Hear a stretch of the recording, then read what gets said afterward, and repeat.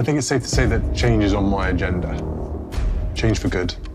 And I embrace that and I enjoy that change. I don't fear it. The decision was delivered without ceremony, yet its meaning struck harder than any public decree. Prince William had ordered that Camilla would no longer appear on any official royal Christmas card issued under his authority, not this year, not next year, and not at any point going forward. One carefully worded instruction had transformed a festive family tradition into the most personal royal rejection of the modern monarchy. Before we go deeper into what this really means for the royal family, make sure to subscribe so you don't miss a single update. William sat at a long table with 3 proposed designs placed before him. The royal Christmas card, an official seasonal greeting used to present unity, continuity, marriage, family rank, and the future of the crown, and voice far more weight than an ordinary photograph. Every face suggested belonging.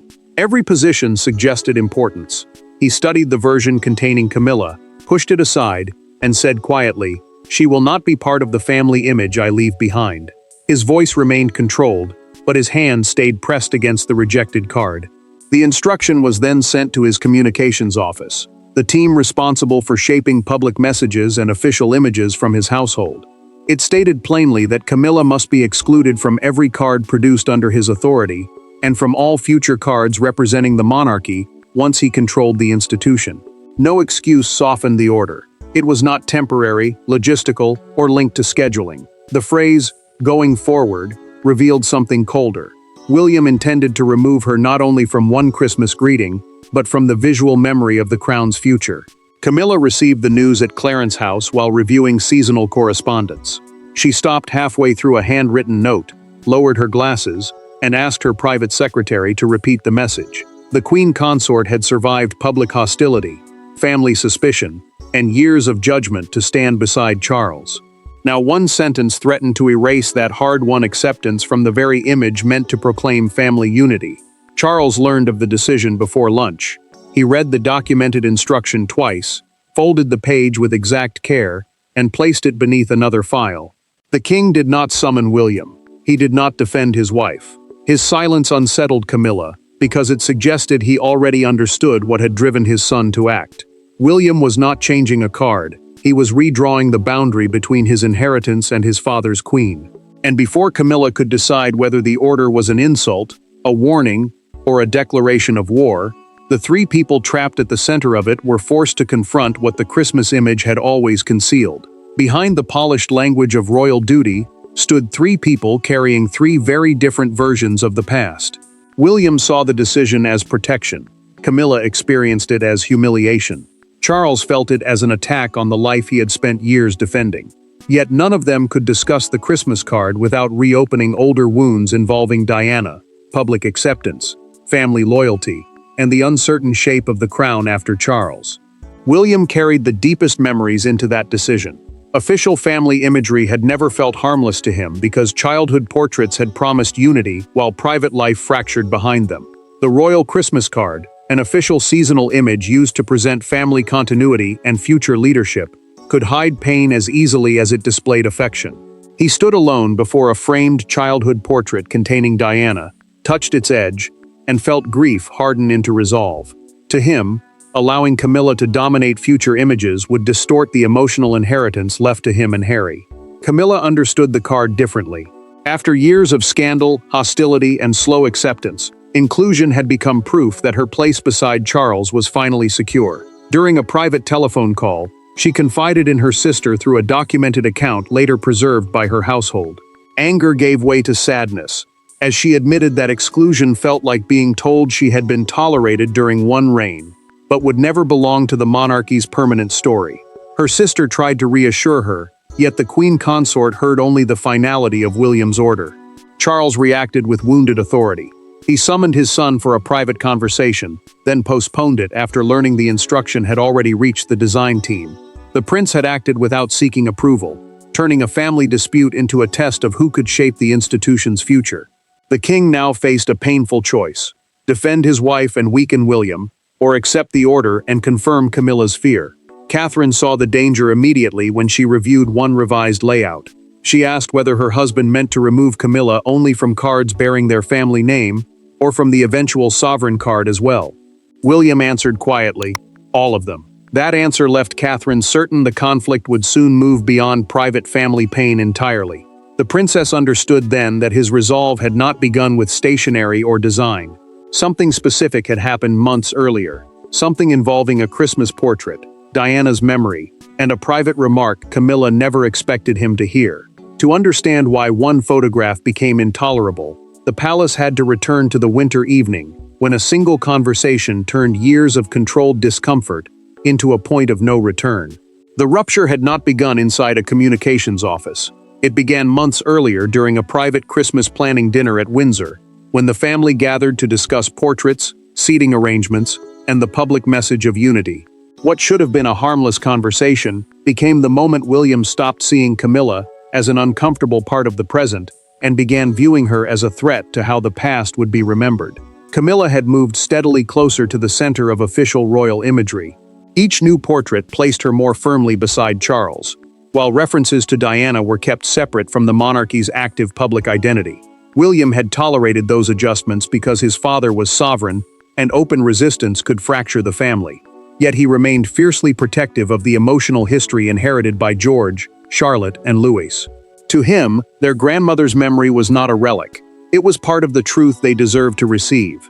Camilla examined a proposed multi-generational Christmas card during the Windsor dinner and glanced toward an adjacent memorial display containing Diana's photograph. She remarked that the image should be removed because the family cannot keep arranging the future around a ghost. William heard every word from the doorway. The silence changed instantly. He entered and asked whether his mother's memory embarrassed her. The queen consort tried to explain that she had been discussing modern presentation, not personal history. William refused the distinction. Memory, he told her, was not a decorative object that could be moved whenever it became inconvenient. Charles stepped between them before the exchange became harsher. The king asked his son not to turn one awkward remark into a confrontation. William looked at his father with open disappointment.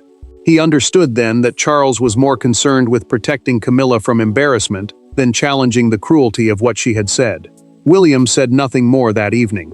Instead, he instructed an aide through a documented household request to retrieve 10 years of royal Christmas cards and portrait plans. He studied how Camilla's position had expanded across them, moving from careful inclusion to unquestioned prominence. The pattern convinced him that visual tradition was being used to establish her as the family's permanent maternal center, while Diana became increasingly distant. William made no accusation and issued no warning. He waited, strengthened his authority over household communications, and prepared a decision Camilla would understand only when the rejected card was placed directly before her. Months of silence ended when William and Camilla finally entered the same room, carrying between them the rejected card, Diana's memory, and a sentence neither was willing to withdraw. There were no cameras, no senior courtiers, and no ceremonial language to soften what followed. William entered the private sitting room, carrying the discarded Christmas design in a plain folder. Camilla was already waiting beside the fireplace, furious but composed. Charles had agreed to remain outside. For the first time, the future king and the queen faced one another without aides, protocol, or distance protecting them from the truth. William opened the folder and spoke without hesitation. The exclusion was not temporary, and it was not meant to provoke a brief reaction before being reversed. Future royal Christmas cards issued under his authority would represent his direct family, his vision of continuity, and the legacy he intended to preserve. A reigning household, the immediate royal family publicly representing the monarch, traditionally shaped those seasonal images. Camilla argued that removing her while Charles remained king would tell the world that the heir rejected their marriage. Camilla placed both hands on the table and demanded to know whether William had ever truly accepted her. The prince held her gaze and answered, "Acceptance was never permission to replace her." Diana's memory stood between them now, no longer hidden beneath careful language. The queen's composure fractured. She said she had endured decades of hatred, ridicule, and suspicion, while supporting Charles through public pressure that few others could understand. William did not dismiss her suffering. He told her that endurance deserved recognition, but it did not grant ownership of the family narrative or permission to speak about his mother as though she were an obstacle. Camilla denied intending cruelty during the Windsor dinner. She insisted that her remark concerned presentation, not Diana herself. William then removed a handwritten note preserved in the household planning file. It showed that Camilla had separately requested the memorial photograph be moved before the next Christmas gathering. The evidence transformed the argument. The card exclusion was not retaliation for one overheard sentence. It was part of a wider effort to stop what he believed was the quiet reduction of Diana's presence inside royal life. Camilla stared at the note, then asked whether Charles had approved the order. William closed the folder instead of answering directly. "My father's silence is his answer," he said. The words struck harder than anger, because they suggested the king had chosen not to defend her. But Charles's silence was not surrender, and as the argument moved from a private wound to a question of royal power, every household inside the palace began choosing which authority it would obey. The Christmas card appeared personal, but its production depended on budgets, photographers, household seals, approval chains, and the authority to decide which image represented the crown. William had emotional conviction, yet conviction alone could not remove a queen. Somewhere inside the palace machinery, another hand had allowed the order to advance, and when Camilla discovered whose signature had protected the decision, her anger shifted toward the man sitting beside her. William controlled the Wales household, the office managing the public duties and family communications of the Prince and Princess of Wales. That authority allowed him to exclude Camilla immediately from his own seasonal card. Charles, however, still controlled every Christmas image issued in the sovereign's name. Palace officials therefore divided the dispute into two stages. The present card remained the king's decision, while a sealed directive would govern the official family image after William inherited the crown. Charles faced that directive alone in his study. Protecting Camilla could trigger a permanent rupture with his heir, yet accepting William's demand would confirm that his wife's place depended entirely on his reign. After several minutes, the king removed his glasses and signed an acknowledgement stating that the future monarch could define his own sovereign household without interference. A sovereign household was the family and staff formally representing the reigning king or queen. The signature did not remove Camilla today, but it surrendered her tomorrow. Camilla discovered the document during a tense private breakfast. She placed it beside Charles's untouched tea and asked how he could permit his son to plan her disappearance. He admitted that he did not approve of the cruelty behind the decision, but he would not command the next king to include anyone in his family identity. The queen heard the distinction clearly. Charles could preserve her image while he ruled, yet he could not promise her symbolic survival beyond him. Catherine supported William's right to control future imagery during a documented household discussion, but she urged her husband not to turn policy into public humiliation. The princess understood that discipline could become vengeance if handled carelessly. Her involvement proved the exclusion was no longer one son's emotional reaction. It had become a controlled policy, protected by signatures and approval chains. Camilla left breakfast knowing she had not merely lost a photograph. She had seen written proof that Charles could defend her present but not her future. Her answer came quickly. Within hours, the Queen stopped cooperating with the Christmas preparations, and the absence William had ordered on paper began spreading through the palace in ways no one could contain. The first visible consequence arrived inside the palace photography room, where an upholstered chair had been placed beside Charles, beneath the Christmas decorations. The lighting had been prepared.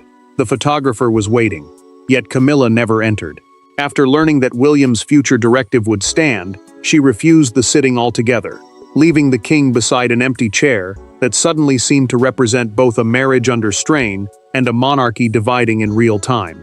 Charles understood how carefully the palace had tried to contain the damage.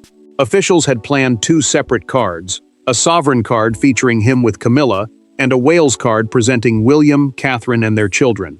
The sovereign card was the seasonal greeting issued in the monarch's name, while the Wales card represented the heir's household. Keeping them separate allowed both families to appear united without forcing the disagreement into public view. Camilla's refusal destroyed that compromise. The king waited beside the empty chair for 20 minutes. He checked the doorway more than once, then asked everyone except the photographer to leave. His disappointment had no single target. He blamed Camilla for refusing him, William for creating the crisis, and himself for signing the document that allowed the exclusion to survive beyond his reign. Posing alone would make the fracture obvious. Postponing would invite questions. Using an older photograph would preserve appearances but confirm that no new image could be achieved. Camilla remained in her rooms with the brooch chosen for the portrait resting in her hand. She returned it to its case and told her dresser, There is no dignity in smiling for a family already planning to crop me out. The Queen's anger concealed something more painful. She had spent years fighting for acceptance, only to discover that the future monarchy had already decided how little of her would remain. William learned of the refusal while his own children were being photographed. George noticed the tension and asked why their grandfather's picture had been delayed. The prince answered carefully, but the question exposed the cost of his decision. The conflict had reached the next generation, the very people he claimed he wanted to protect. Charles rejected an emergency solo portrait and ordered the palace to release an older image with Camilla, preserving her place for one final Christmas. Catherine then warned her husband that protecting Diana's memory could not require destroying every living relationship around it. That night, away from documents, advisors, and carefully arranged portraits, William faced the one person capable of asking whether his mother's memory had become a weapon in his own hands. The turning point did not come through an official meeting or a palace directive. It came late at night, when William and Catherine sat alone after their children had gone to bed. No aides were present. No folders lay between them. For the first time since issuing the order, William was asked not whether he had the authority to erase Camilla, but what kind of man he would become by doing it. Catherine understood the wound beneath his anger. She agreed that Diana's place must never be diminished, because she had watched William defend his mother's legacy, not as royal strategy, but as a son shaped by loss. Yet she also understood what George, Charlotte, and Louis would inherit. One day, their children would study the family archive, the official collection preserving royal photographs and records, and ask why certain faces had disappeared. Their questions would turn a private conflict into permanent history, leaving the next generation to carry pain they had never created and might never fully understand themselves. Catherine asked him the question no advisor had dared to raise. Was the permanent order meant to protect Diana or punish Camilla? William answered that there was no difference. Then he fell silent. The prince heard the finality in his own words and recognized how deeply anger had widened the command. William finally admitted that hearing Camilla call Diana a ghost had made him feel powerless again, like a boy watching adults rearrange the truth while expecting him to accept it. Catherine took his hand. She reminded him that he was no longer powerless, but warned that authority could not become a tool for reversing old humiliations. Power used only to wound would make him resemble the very system that had once failed him. William did not restore Camilla to his direct family cards. Instead, he revised the documented policy so the monarchy's historical Christmas archive would preserve images from every reign, including those showing Charles and the Queen consort together. When he became king, his sovereign card, the official seasonal greeting issued in the monarch's name, would feature his own household. But official retrospectives would not crop her out, deny her marriage, or pretend she had never stood beside his father. The punishment became a boundary, not an erasure. William would now tell Camilla face to face that she had no place in his future family image, yet her past would remain protected in the record. Whether she accepted that distinction would decide how the palace contained the crisis. By morning, the decision had softened without being reversed, but before the family could contain its meaning, the rejected photograph and the phrase, "going forward," escaped beyond the palace walls. The story broke before breakfast, beneath a headline printed in letters large enough to be read across a crowded pavement. Camilla cut from William's Christmas future. Within hours, the private dispute had become a national argument about Diana, forgiveness, marriage, inheritance, and the power of images. Yet one moment outside Buckingham Palace captured the public mood more clearly than any commentator could. Broadcasters framed the decision as the sharpest symbolic separation yet between Charles's monarchy and William's future reign. Royal Christmas cards, the seasonal images used to present family unity and continuity, carried messages far beyond holiday greetings. Every face suggested belonging. Every absence suggested judgment. Palace communications issued a restrained statement saying that individual royal households controlled their own seasonal imagery. The wording denied nothing, and its silence effectively confirmed that the prince's directive was genuine. Camilla watched the morning coverage without speaking. A presenter displayed past cards showing her gradual movement from the edge of royal photographs toward the center beside Charles. That progression had once represented survival, acceptance, and service after years of hostility. When the presenter described her permanent absence from William's future cards, The Queen reached for the remote and switched off the television before the segment ended. The King remained nearby, but neither attempted to fill the silence. Public sympathy divided almost immediately. Supporters of Diana praised the order as long overdue protection of her memory. Others condemned it as a deliberate humiliation of a woman who had endured decades of anger before serving beside the monarch. Outside Buckingham Palace, a small crowd gathered near the gates. One woman held a faded Christmas card featuring Diana with her sons. Another placed a handwritten sign beside it reading, "Do not heal one woman's memory by humiliating another." Together, those two messages captured a country unable to decide where justice ended and cruelty began. Then a newspaper published William's revised position through a documented briefing from his household. Camilla would remain absent from his future family cards, but no historical photographs would be altered, cropped, or removed. The distinction shifted the argument. This was no longer total erasure. It was a boundary between reigns, drawn with painful precision. William and Camilla now agreed to one final private conversation. Neither expected forgiveness. Both wanted a verdict they could survive. The meeting would not restore affection, but it could stop grief from becoming a permanent weapon passed from one royal generation to the next inside the monarchy. And when the palace doors closed behind them, the future king and his father's wife were left to decide whether a family photograph would become the final symbol of their bitterness or the boundary that finally ended it. The final conversation contained no apology grand enough to erase the past, and no reconciliation polished enough for a palace statement. William did not restore Camilla to his future Christmas cards. She did not pretend the exclusion no longer wounded her. Yet both entered the room understanding that the monarchy could not survive if every inherited pain became a permanent battle over who deserved to be remembered. William explained the final policy without hiding behind advisors. Camilla would remain absent from Christmas cards representing his immediate household and from the central family image of his future reign. Those cards would belong to him, Catherine, and their descendants. A sovereign household meant the family publicly representing the reigning monarch, so the choice would define private affection and the emotional identity of the crown after Charles. The prince also confirmed that no photograph from his father's reign would be altered, hidden, cropped, or removed from the royal archive, the official collection preserving the monarchy's historical record. Camilla's place as Charles's wife and queen would remain visible. She absorbed the distinction in silence, then admitted that exclusion still felt like rejection. Yet she accepted that she could not demand a maternal place within William's family or control how he represented his household. William answered with honesty. His first order, he confessed during their recorded conversation, had been driven partly by anger. He would not withdraw the boundary, but he now understood that erasing Camilla would repeat the manipulation of memory that had wounded him throughout childhood. Then he placed two photographs on the table.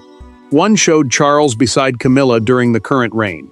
The other showed William with Catherine and their children for the future card. He tore neither image. Instead, he aligned them side by side and stepped back, allowing both histories to exist without forcing them into one frame. Charles released the final card of his reign using an earlier photograph with Camilla, while William sent a household image. The monarchy presented two family identities without pretending the emotional divide had vanished. Camilla remained part of royal history, but she was denied ownership of its future. William protected Diana's memory without falsifying his father's life, and the queen confronted the limit of acceptance. She had become queen beside the man she loved, but never the emotional mother of the family he inherited.